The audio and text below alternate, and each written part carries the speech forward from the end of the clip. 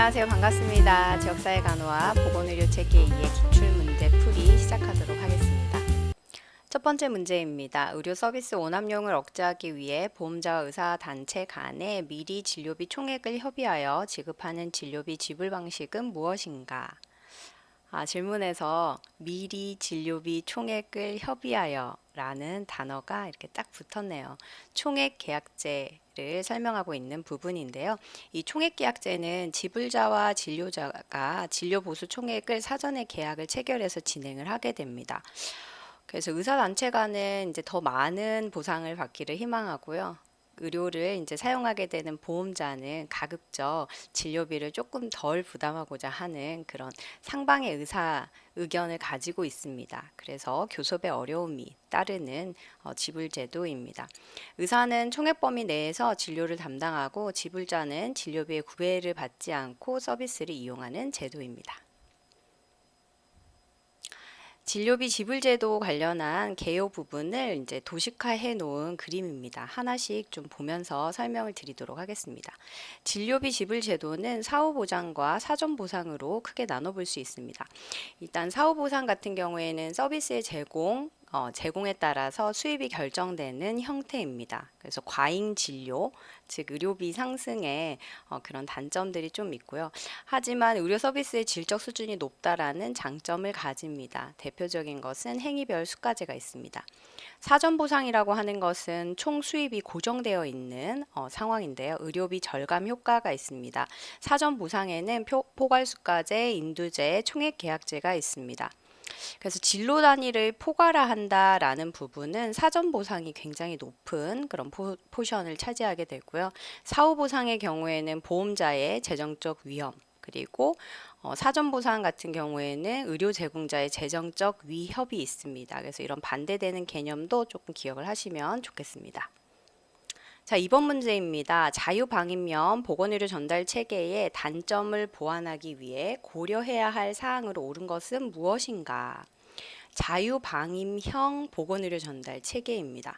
정부의 간섭이 최소화로 이루어져 있고 의료기관과 보건의료 자원 확충 부분, 상급 의료기관 확대하고 의료 서비스 극대화, 최첨단 의료기기 도입, 질적 수준과 관련된 내용은 전부 다 자유방임형의 장점으로 꼽히는 내용인데요. 마지막 답까지인 5번에서 공공의료기관을 확충해서 국민의료의 형평성을 추구하는 부분은 자유방임이 가지는 포괄성, 균점, 형평성 부분의 단점을 좀 여실히 드러내는 답가지입니다. 그래서 공공의료기관을 확충해서 형평성을 추구한다. 이 부분이 이제 답으로 채택이 되어집니다. 자유방임형의 경우에는 이런 사회 계층적 불균형이 발생이 될 수가 있습니다. 의료비 상승이 굉장히 크고 앞서 이제 봤었던 우리 그림에서도 이런 보험자의 재정적 위협을 단점으로 가져가는 수가제도입니다. 자, 3번 문제 보겠습니다. 의료의 종류나 질에 관계없이 특정 의사에게 등록된 사람 수에 따라 진료비가 지불되는 방식의 장점은 무엇인가? 자, 여기서 핵심되는 단어는 사람 수가 되겠네요. 자, 특정 의사에게 등록된 사람 수, 인두제에 대해서 설명하고 있는 부분입니다. 행정관리가 간소화한다. 이 부분이 정답이겠네요. 의료기술의 발달을 촉진하는 부분은 행위별 수가제의 장점, 환자의 선택권을 최대한 보장하는 것도 행위별 수가제, 의학기술에 따라 경제적 보상이 제공되는 것도 행위별 수가제, 환자에게 제공되는 의료 서비스의 양을 최대화하는 것도 행위별 수가제의 설명이네요.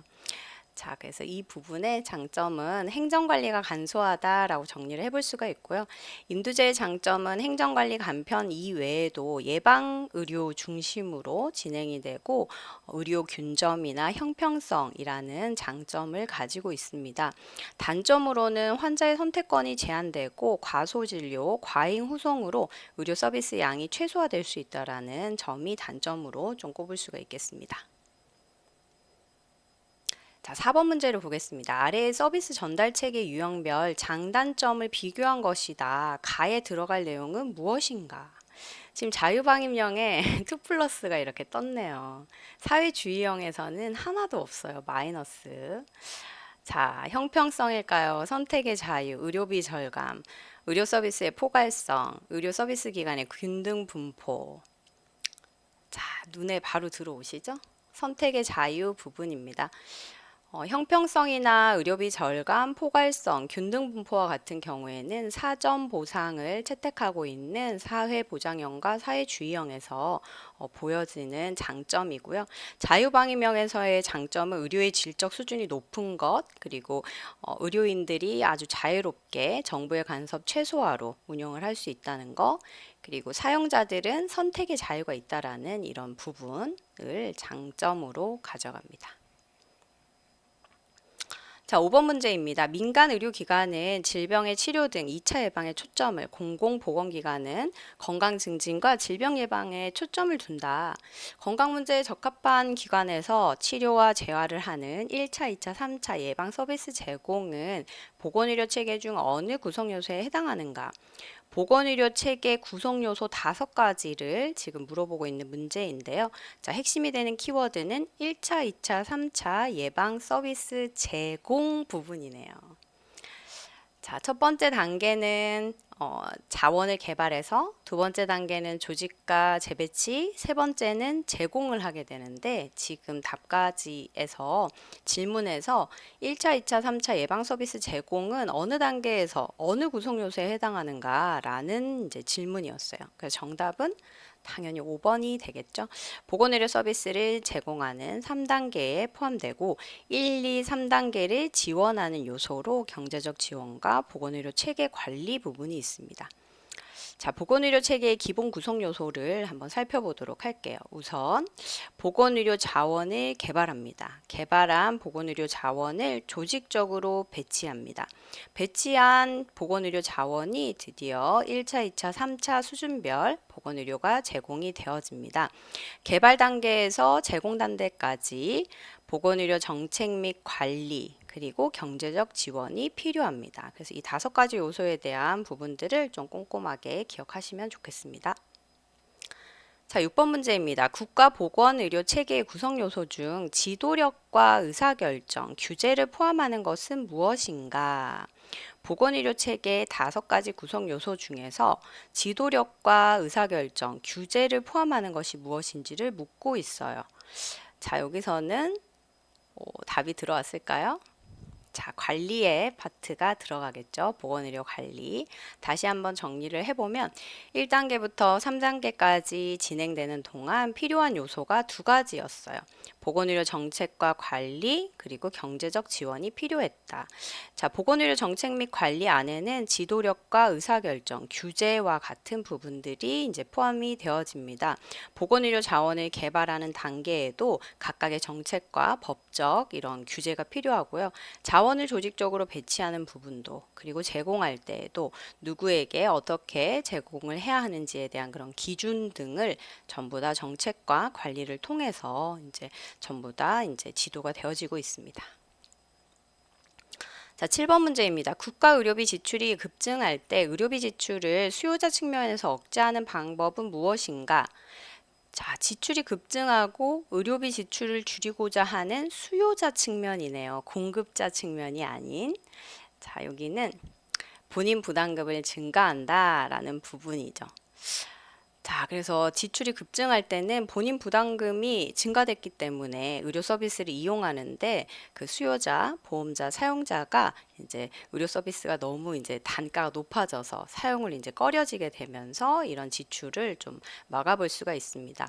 공급자 측면에서 이런 의료비 지출을 막기 위한 가장 아이디어란 방법은 사후 보상 제도를 사전으로 이제 바꿔보는 거죠. 그래서 우리나라 같은 경우에는 행위별 수가제에서 총액 예산제나 포괄수가제, 그래서 포괄수가제를 도입해서 하고 있는 방안들이 전부 다 공급자적 측면에서 의료비 지출을 좀 막아보려고 제한을 하려고 할 때, 의료비 절감 효과를 보고자 할 때 이제 사용하고 있는 방법입니다. 그래서 이 부분은 다 체크 하셔가지고 좀 꼭 기억하면 좋겠습니다.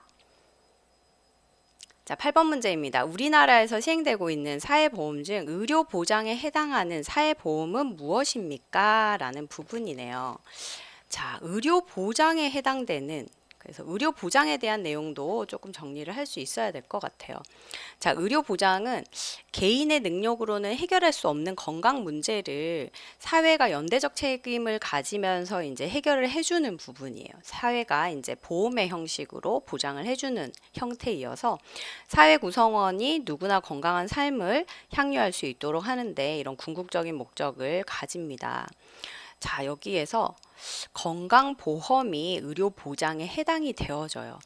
자, 이런 사회보험은 두 가지로 구분을 해볼 수 있어요. 소득보장과 의료보장. 그래서 사회보험은 소득보장과 의료보장이 있는데 특히 소득보장은 산재, 연금, 고용보험에서 이제 보장이 가능하고 의료보장은 건강보험, 노인장기요양, 그리고 산재보험이 있습니다. 여기서 조금 짚고 넘어가야 될 부분은 산재보험은 의료보장과 소득보장을 함께 실시하고 있다라는 부분을 좀 꼭 기억을 하면 좋겠습니다. 그래서 사회보험 중, 그래서 사회보험 딱 동그라미 치고 소득보장과 의료보장이 있는데 무엇을 묻는 문제인가? 라는 것을 먼저 파악을 하시고 두 가지 다 지원을 의료보장이랑 소득보장을 같이 받고 있는 우리나라 사회보험은 무엇인가? 라고 문제를 또 바꿔서 출제가 가능하겠죠. 그러면 산재보험을 체크를 하시고요. 여기는 이제 의료보장 딱 체크하고 건강보험, 노인장기, 산재보험 떠올릴 수 있어야 됩니다. 자, 넘어가서 이제 의료보장의 유형 가운데 사회보험 방식과 국가보건 서비스 방식을 설명한 내용으로 올바른 것은 무엇인가? 자, 의료를 보장하는 데에는 종류가 국가보건 서비스, 사회보험, 그리고 공공부조형으로 세 가지 유형이 있습니다. 자, 국가보건 서비스 방식은 국민 의료비에 대한 통제가 쉽다. 사회보험 방식은 보험급여 수준에 따라 보험료 수준이 결정된다. 사회보험 방식의 경우 일반 개원인은 인두제로 의료보수를 받는다. 사회보험 방식은 조세에 의한 재원 조달로 소득 재분배 효과가 있다. 국가서비스 방식에 해당하는 국가로는 독일, 프랑스, 네덜란드, 일본이 있다. 지금 막 섞어서 지금 답가지들이 나왔는데요. 하나씩 좀 살펴보도록 할게요. 일단 지금 두 가지 중에서 국가보건 서비스 방식에 대한 설명이 1번 답가지가 정확하게 잘 적혀져 있습니다. 국가가 이제 무료로 그 서비스를 제공한다라는 원칙 하에 국민에게 의료를 제공을 하고 있어요. 그래서 국가보건 서비스 방식은 전부 다 조세로 진행이 되기 때문에 국민 의료비에 대한 통제가 쉽다라는 부분이 정답이었고요. 이번에 사회보험 방식은 보험급여 수준에 따라 결정된다라고 적혀 있는데 보험급여의 수준은 법으로 정하고 있어서 사회가 보험의 방식으로 지금 지급을 해주는 형태입니다. 그래서 강제 가입하고 그 가입자에게는 균등한 급여를 보장을 하고 있어요. 그래서 이 부분도 틀렸다. 그다음에 3번 사회보험 방식의 경우에는 행위별 수가제가 주를 이룹니다. 그리고 사회보험 방식은 일부가 이제 국가 지원 그리고 보험료로 이렇게 재원을 마련을 하고 있어요. 그리고 국가보건 서비스 방식에는 이제 영국과 스웨덴, 이탈리아 국가 등등이 있고요. 사회보험을 채택하고 있는 나라가 독일, 프랑스, 네덜란드, 일본과 같은 나라가 있습니다. 그래서 이 부분도 좀 꼼꼼하게 기억을 하시면 좋겠어요. 자, 이제 10번 문제입니다. 보건의료 자원을 개발하고 평가할 때 보건의료 자원이 얼마만큼의 보건의료 서비스를 산출하는가에 대한 항목은 무엇인가? 자원과 산출, 결과를 물어보고 있어요. 자, 투입 대비 결과값이 어떤지를 질문하고 있는 효율성에 대한 부분입니다. 그래서 보건의료 자원을 개발하고 평가할 때 고려해야 할 사항이 양적 공급, 질적 수준, 분포, 효율성, 적합성, 계획성, 통합성인데요. 효율성은 개발된 보건의료 자원이 얼마만큼의 결과값을 나타내고 있는가를 이제 뜻할 때 이 항목 효율성을 설명을 하고 있습니다. 자, 여기까지였습니다. 감사합니다.